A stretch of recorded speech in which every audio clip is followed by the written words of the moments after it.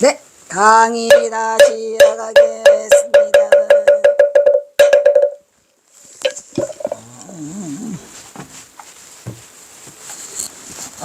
그래서 뭐야? 구심점이 된다. 단지를 하면, 그죠? 단지를 하면 구심점이 된다는 것을 보시는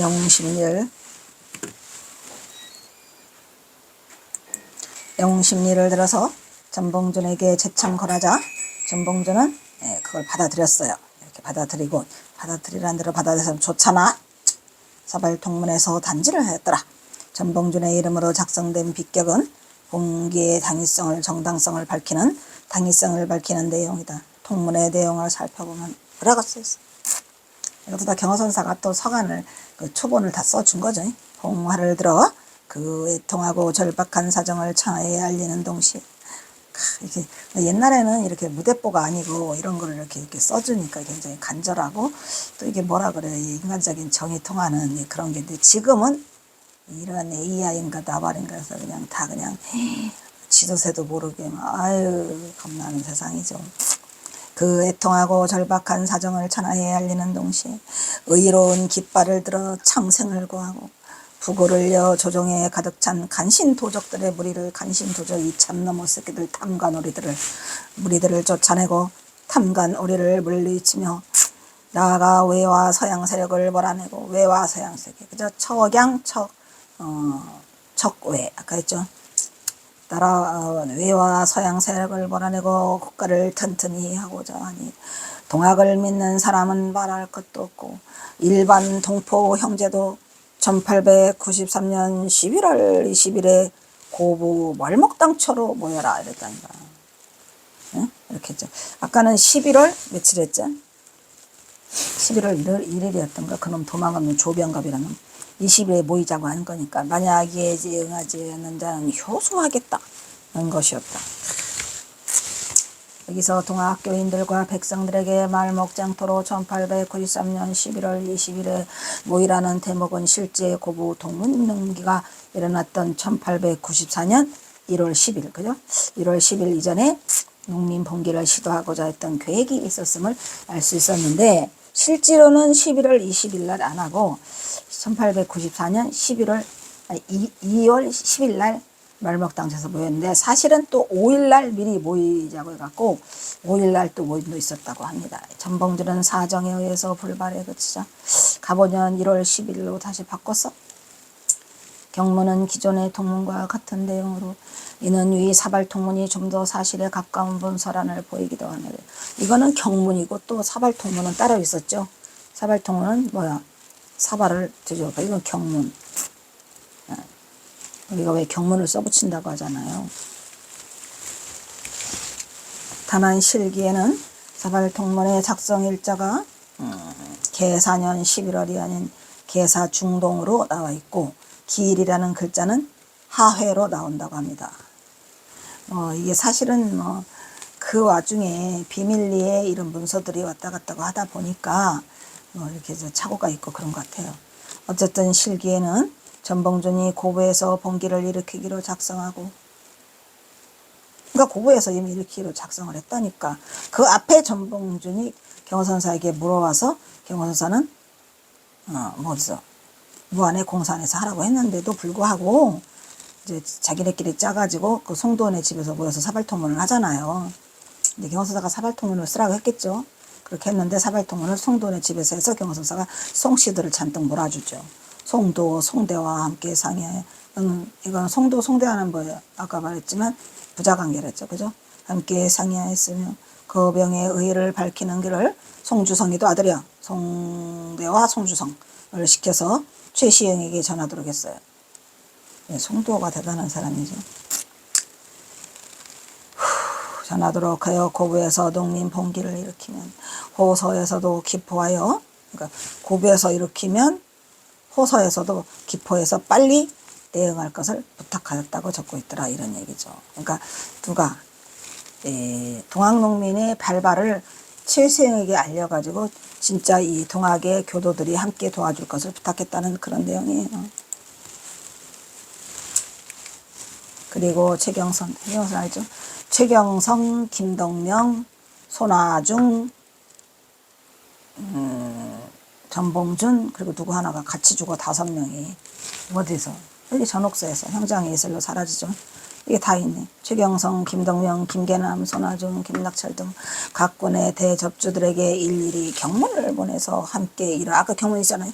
족관, 다음 고부, 강면, 각리에서 면리까지 전부 다 사발통문을 일시에 포교하여 동학농민혁명이 일어나게 되었다고 밝히고 있으니 송희옥이 전봉준의 비서실장으로 이때 이리 뜨고 저리 뜨죠.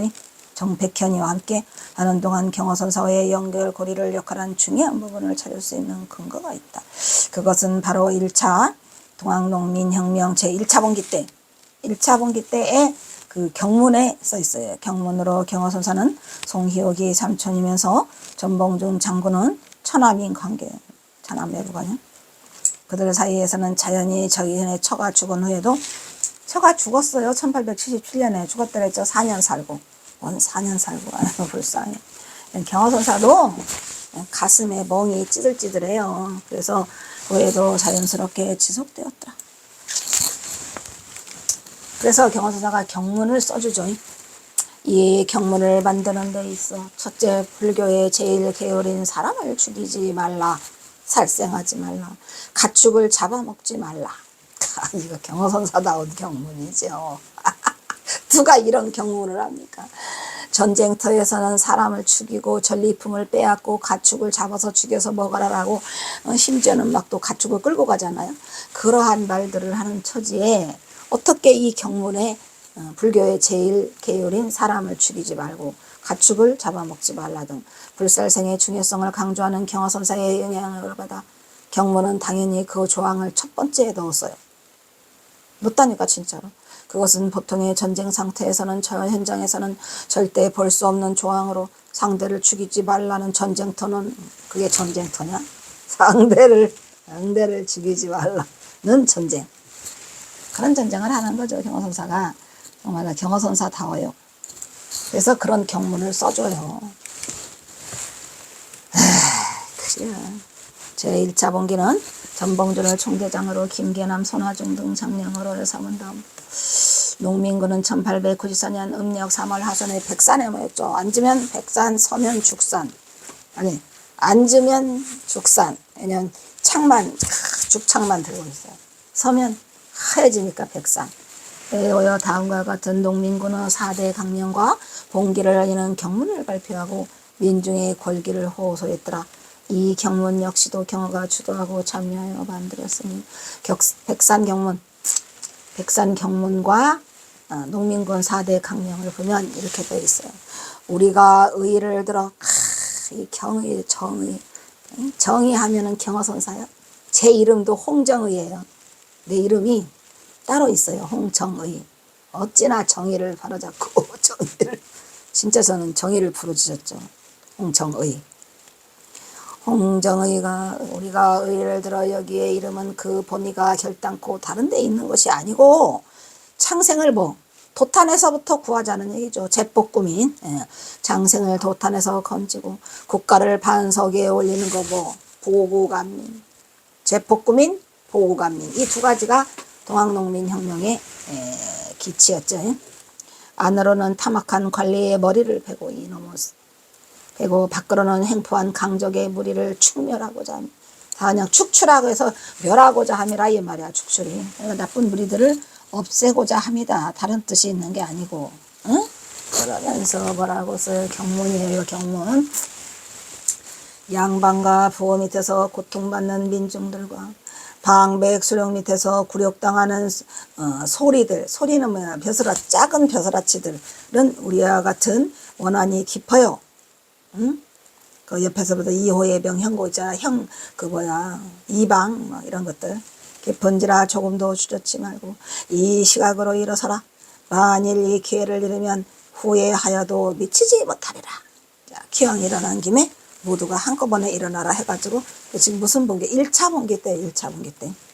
여기다가 이제 경문을 써놓고, 그 밑으로 첫째, 둘째, 셋째를 넣는데, 그 첫째가 바로 함부로 사람을 죽이지 말고, 어쩔 수 없이 죽이긴 해야 되겠지만 죽이지 말고 가축을 죽이지 마라. 이거 누가 한 말이? 경호선사가. 경호선사밖에는 이 경고를 쓸 사람이 아무도 없어요.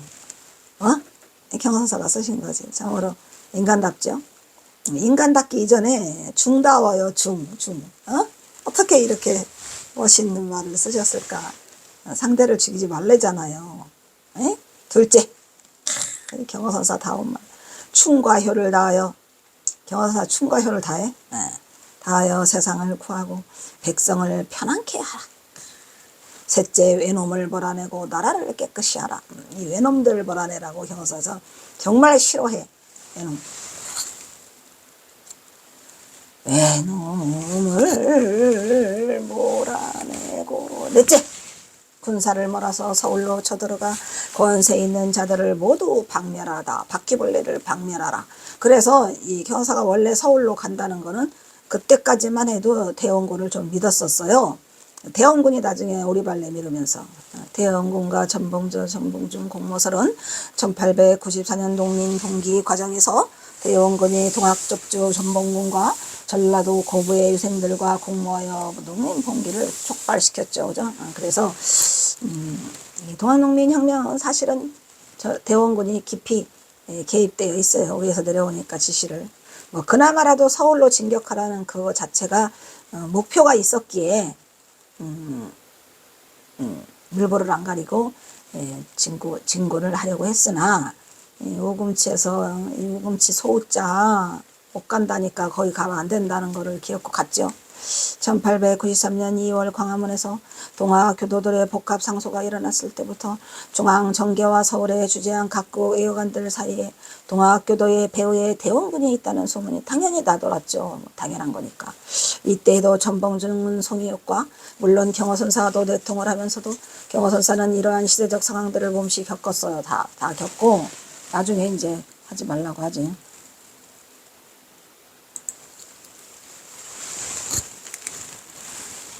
이런 그 극박한 동학농민의 상황을 보면서도 경호선사가 직접 나설 수 없었기 때문에 나중에 그냥 이 경호선사가 그 살아남은 자의 슬픔 그래가지고 아사세 갱하이를 하잖아요. 내가 세상을 버렸거니 다시 또 무엇을 구하겠는가. 통탄할 일이죠. 왜냐하면 직접 진짜 눈앞에 보이는데 참여하지 못했고 동학농민의 동학운동에 직접 참여할 수 없는 공인의 신분으로 공인보 한국 선불교 중흥조지 뭐요. 이미 경호선사는 본인이 선불교를 일으키려고 많은 작정을 하고 계획을 하고 있었기 때문에 나서지도 못해요. 참여하는 것보다 훨씬 더 정신적 고통을 감수해야 했겠죠. 왜냐하면 직접 참여하지는 못하고 그것은 경호선사의 고향 오동리 옆에 구미리에서 계속적으로 모사가 진행되고 있었기 때문이다. 경호선사가 직접 나서진 않았지만 그 누가 대원군이 나성산이랑 이렇게 내보내요. 계속 밑으로 내려보내가지고 구미리에서 모여가지고 모의를 하죠. 전봉준 또 누구 그 송희옥 모여서 그 모사를 해. 왜냐면은 그 구미리가 경호선사의 고향 옆 동네이기도 하고 그 송희옥의 고향이죠. 송희옥이 거기서 진을 치고 있었고 거기에 또 전봉준 장군의 어린 시절 고향이고 그래서 이 구미리가 봉상면 구미리가 이제 모사지예요. 전봉준은 젊은 시절 사회개혁의 뜻을 품고 여러 지방을 순회할 때 서울에서 대원군을 만나죠. 대원군과 전봉준의 비약설은 전봉준이 전주 구미리에 살던 때 대원군의 빌사 나성산이가 내려와요. 나성산이 전봉준을 찾아와 얼마 동안 거기서 머물면서 전봉준, 김계남, 송이옥 이렇게 모여. 이들과 머리를 맞대고 모의하던 것이 여러 번 목격되었다. 한두 번이 아니래요. 여러 번 목격되었다고 합니다. 그러니까 그 전봉준과 그 대원군 사이에는 밀사가 왔다 갔다 거리면서 그 다리를 이제 송이옥과 송한옥이가 놓아가면서 거기에는 김계남이하고 그 누구요? 송희옥이가 같이 전봉준과 그 봉상면 구미리에서 밀약을 미리 했다고 합니다. 이건 다 기록으로도 남아 있어요. 기록으로. 말은 소설이지만 기록을 바탕으로, 현실을 바탕으로. 그리하여 전봉준과의 대응 미략은 가보 이전에 이미 맺어져 있었고 그것은 전봉준이 1891년부터 1893년까지 몇 년? 3년간을 91, 92, 93 햇수로 3년 만이년을 그 어디에 가 있어요? 응? 대원군 내 거기 밑에 행랑채에 살았다니까. 대원군에 거처인 운영궁에서 운영궁에 문객이 있었어요. 그때 대원군은 전봉준의 애국충정의 감명을 받고 민씨 척족의 정부의 반계를 들도록 그때 이미 권유를 했죠. 전봉준은 대원군과 미약을 한 다음 귀양에서 내려왔죠. 전주 근처 구미리에서 김계란과 송희옥과 동학농민군 봉기를 모의했더라. 이러면 송희옥이야. 가끔씩 오타가 나와요. 대원군은 일대 밀사다 성산을 구미리에 보내서 전봉준의 거사를 지원했어요. 그 결과 동학농민군은 고구에서의 1차 봉기 때 민씨 척족들을 축출해냈고 대원군을 건자에 복귀시킬 것을 요구하게 요구사항에 들어있죠. 요구사항에 들어있었어요.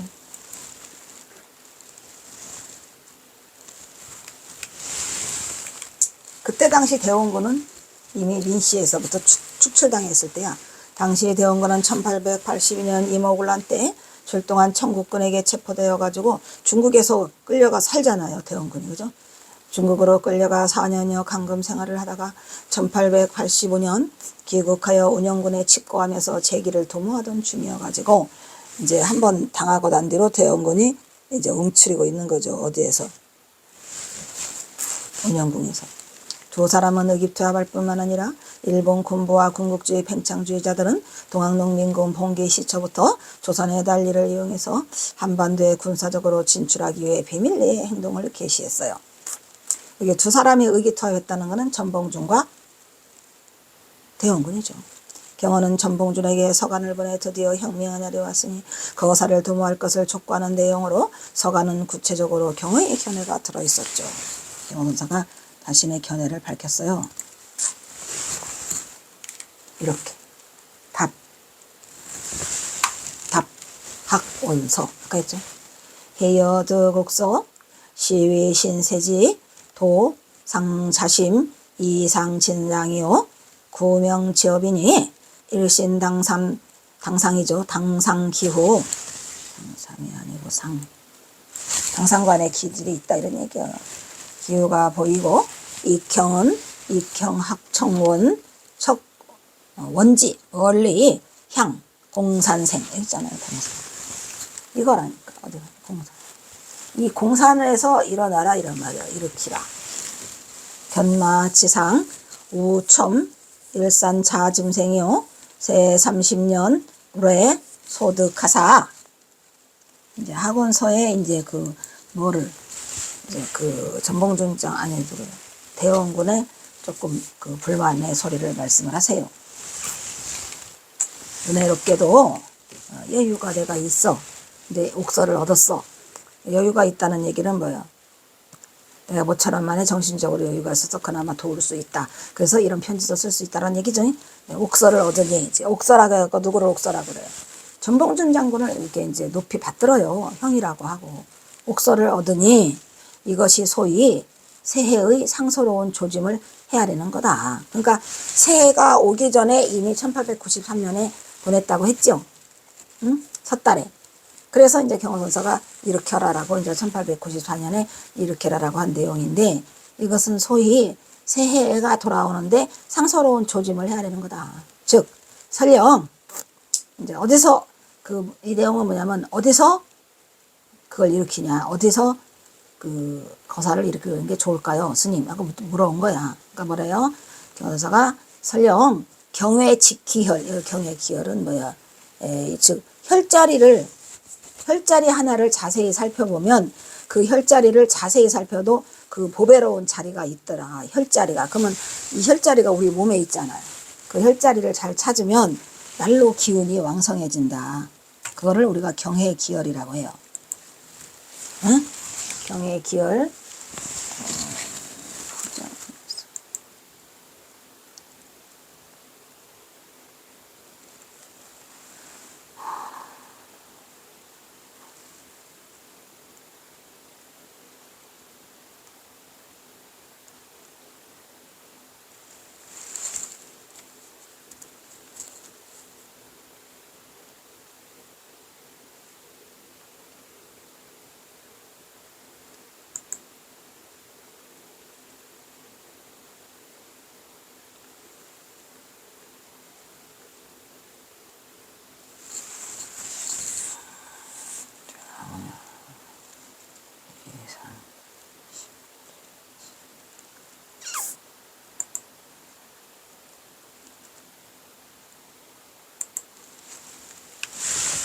이상. 이상은 이제 귀 위에서 이런 얘기야. 그 이상이 경의 기혈인데 오랫동안 눈이 밝아지는 업이 되는 것입니다. 그게 이 경의 기혈이 여기 귓바퀴 뒤에 여기가 경의 기혈이라고 한답니다. 그래서 날로 새로워지니 당상에 징후가 있고 누가 전봉준이 날로 새로워지니까 당상의 징후가 보인다. 그리고 더하여 청운의 학문에도 형통하였으니 누가 청운의 푸른 꿈을 꾼다고 우리가 하잖아요. 그러한 학문에도 누가 전봉준이 형통했어. 그래서 나는 멀리 공산을 향하여 일어나야 한다라고 얘기를 해요. 공산을 향해서 일어나야 된다. 즉 또 하나를 덧붙여 언급하자면 뭐냐, 거기다 이제 경호사가 약간 잔소리를 하는데 이게 그 소리예요. 우리가 신하로서 임금님께 우리가 말해온 거예요. 그래서 임금님께 했다는 얘기는 이제 경호선사로 입장에서 우리가 보면은 전봉준 장군의 입장에서는 대원군이죠. 네, 태원군의 그 아들이 그 순종이 아니 고종이 됐긴 했지만 대원군이 다 주락펴락하고 있잖아요. 신하로서 임금님께 우리가 아뢰는 것을 우리가 한번 쭉 셈해보자. 얼마 동안이나 했냐. 우리가 자기 스스로가 짐승처럼 충성을 다했어요. 여기 자기 스스로가 중요해요. 그러니까 말하자면 대원군이 충성해라 그 말은 안 했지만 뭔가를 거사를 일으켜 보려고 이제 전봉준이 그 어디에다가 발을 붙일까를 찾다가 이 누구랑 연결되면서 송희옥과 성환옥과 연결이 되면서 그쪽에다 줄을 댔기 때문에 스스로 우리가 짐승처럼 충성을 다했어요. 여기도 참 중요한 말이죠. 전봉준 장군을 향해서 경호선사가 뭐라고 말하래.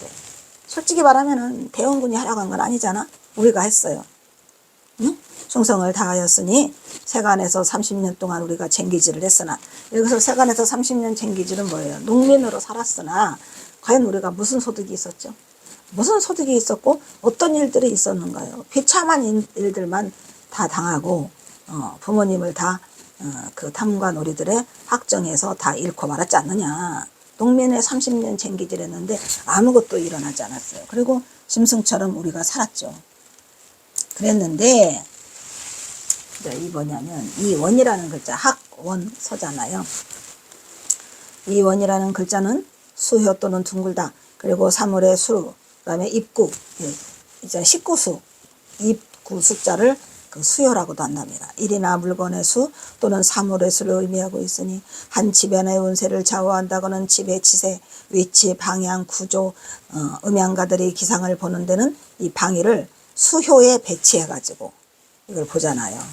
그러니까 수효라고 하는 그 자체가 점을 친다는 거죠. 택일, 풍수의 길흉 등을 점치는 구성에 있다 이런 말이야. 이 수효가 구성 9가지의 성에 있더라 이런 얘기야. 그래서 별자리를 볼 때 이 수효를 본다고 합니다. 그러니까 이 경호선사는 미리 그 둥글 원자를 그렇게 써서 보냈어요. 그러니까 경호선사가 예를 들어서 풍수지리나 뭐 이런 거 그런 거에 능하지 않으면은 못하죠. 그러니까 주역에도 능하고 풍수지리에도 능하고 경호선사는 의학에도 능하고 뭐 앞에 유교의 그 도교는 말할 것도 없고 그러니까 굉장히 이 그 경호선사는 사통오달로 능통하신 그러한 능력자였어요. 능력자. 아까워라. 그지? 아까워라.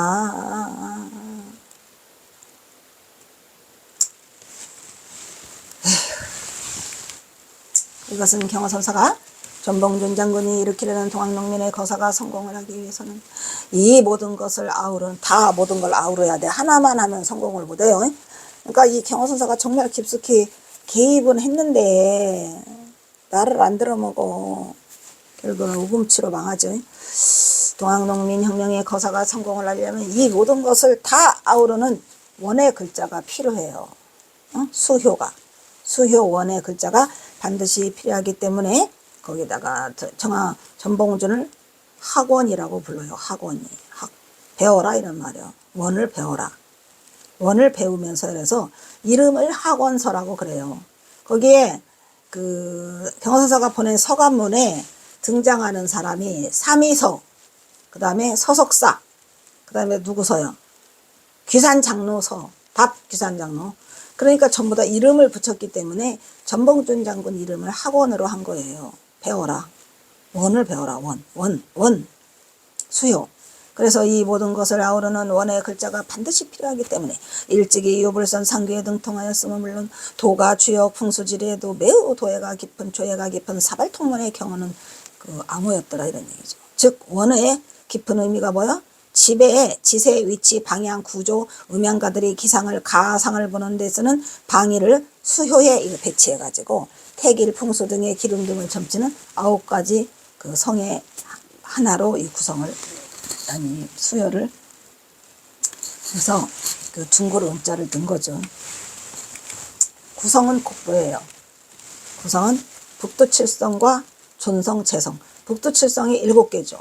그 다음에 존성과 재성을 아울러 일컫는 말로 그 속에는 풍수, 지리에서 산의 모양을 구성에 비유를 해요. 북두칠성과 존성과 재성에 비교해서 일컫는 말로 또한 사람의 그것은 비단 그 북두칠성과 존성, 재성을 할 뿐만 아니라 사람의 숫자도 말한다고 합니다. 그러니까 이 구성이 중요한 건 뭐냐면 동학농민혁명이라는 것은 쟁기의 힘을 빌렸기 때문에 그 사람의 숫자가 매우 중요해요. 그래서 사람의 수를 의미하기 때문에 학원서라고 한 거예요. 둥그런자이기도 하지만 그 속에는 사람의 그 식구수를 드러내는 말. 대단하죠. 나오나? 나온다. 경허선사가 그 뭐예요? 장명의 대가예요. 장명의 대가야? 장명의 대가지 뭐. 응? 칠서. 입구는 입의 수를 뜻하여 사람을 의미하고 조개패는 뭐예요? 조개패는 돈이잖아요. 소정. 그 다음에 소정의 변체자로 이 조개패는 그 원래는 소정이랍니다. 소정이 뭐죠? 가마솥. 소정의 변체자로서 음식을 먹으러 솥에 달라붙는 솥가루 모여드는 동그랗게 이거 이제 가마솥 있죠? 거기로 달라붙어 있는 사람 수를 그게 사발통문이야. 사발을 엎어라. 그러니까 식구수대로 줄줄이 쓰면 사람의 인원이 많으면 많을수록 더 용기를 얻는 거죠. 속가에 모여드는 사람에 대한 뜻으로 인원과 수요를 뜻한다고 합니다. 우리가 수요라고 해가지고 아까 구성에 들어간다 했지만 사람 숫자를 수요라고도 해요. 하나요, 안 하나요? 한다니까. 그러니까 이게 보통 일이 아니더라고. 내가 이 학원서라고 하는 이 암호를 뚫는데 시간을 많이 보내요. 왜냐? 삼위서, 기산장로서, 서석사서 다 이 선대 왜 학원서라고 했을까? 전봉준을 라고 하면서 이거를 조사를 하기 시작하는 거죠.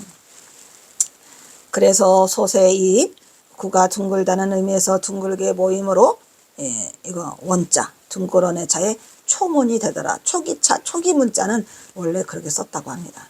즉 음식을 중심으로 모이는 사람 숫자에 따라 배분해서 조정을 해야 된다는 그 숨은 의미가 들어있어서